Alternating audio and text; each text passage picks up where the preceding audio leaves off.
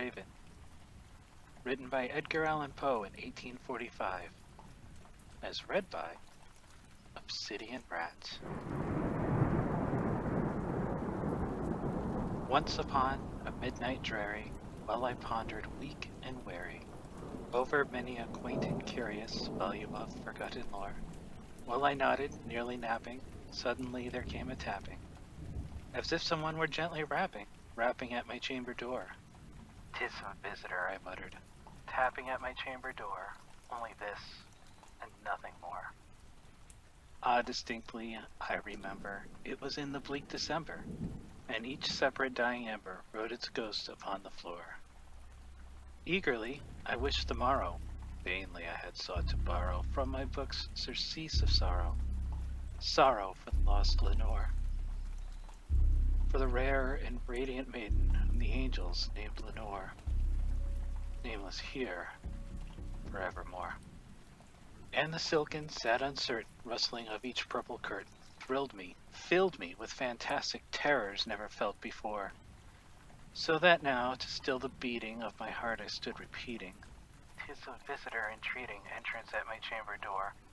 Some late visitor entreating entrance at my chamber door. It is this and nothing more." Presently, my soul grew stronger, hesitating then no longer.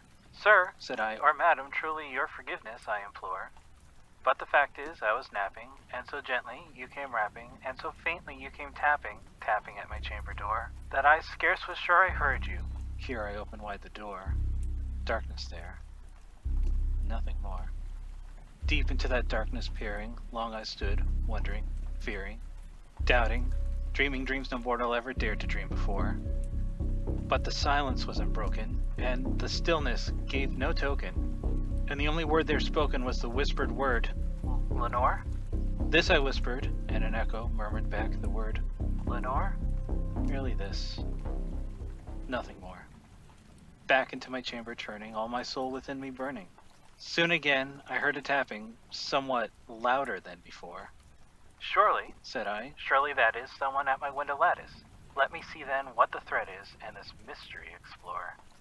Let my heart be still a moment, and this mystery explore. 'Tis the wind, and nothing more." Open here I flung the shutter, then with many a flirt and flutter, in there stepped a stately raven of the saintly days of yore. Not the least obeisance paid she, not a minute stopped or stayed she, but with the mien of lord or lady, perched above my chamber door. Perched upon a bust of Pallas, just above my chamber door. Perched and sat, nothing more. Then this ebony bird beguiling my sad fancy into smiling, by the grave and stern decorum of the countenance it wore. "Though thine crest is shorn and shaven, thou," I said, "art sure no craven, ghastly grim and ancient raven wandering from the nightly shore. Tell me what thy lordly name is on this night's Plutonian shore." Quoth the raven, "Nevermore." Much I marveled this ungainly fowl to hear discourse so plainly, though its answer little meaning, little relevancy bore. For we cannot help agreeing that no living human being ever yet was blessed with seeing a bird above his chamber door. A bird or beast upon the sculpted bust above his chamber door with such a name as Nevermore. But the raven, sitting lonely on that placid bust, spoke only that one word, as if her soul in that one word she did outpour. Nothing further than she uttered, not a feather than she fluttered, till I scarcely more than muttered, "Other friends have flown before.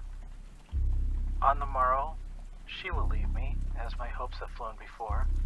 Then the bird said, "Nevermore."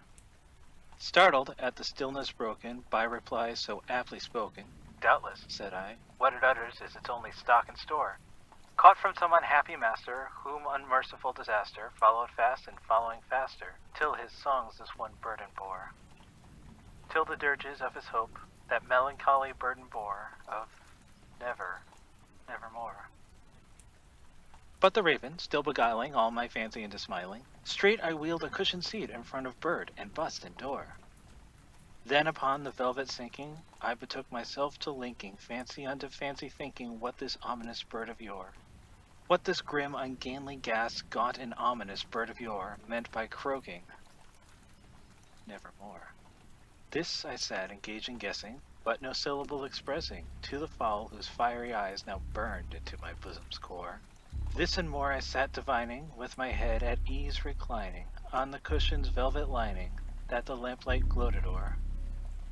But whose velvet violet lining with the lamplight gloating o'er, she shall press, nevermore. Then methought the air grew denser, perfumed from an unseen censer, swung by a seraphim whose footfalls tinkled on the tufted floor.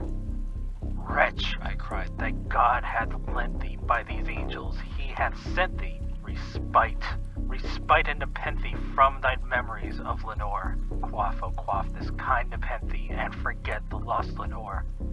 Quoth the raven. Nevermore. Prophet, said I, thing of evil, prophet still, if bird or devil, whether tempter sent or whether tempest tossed thee here ashore. Desolate, yet all undaunted, on this desert land enchanted, on this home by horror haunted, tell me truly, I implore.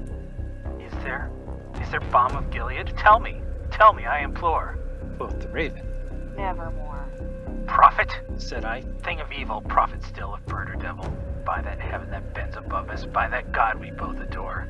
Tell this soul with sorrow laden, if within the distant Aidenn, it shall clasp a sainted maiden, whom the angels named Lenore. Clasp a rare and radiant maiden, whom the angels name Lenore. Quoth the raven. Nevermore.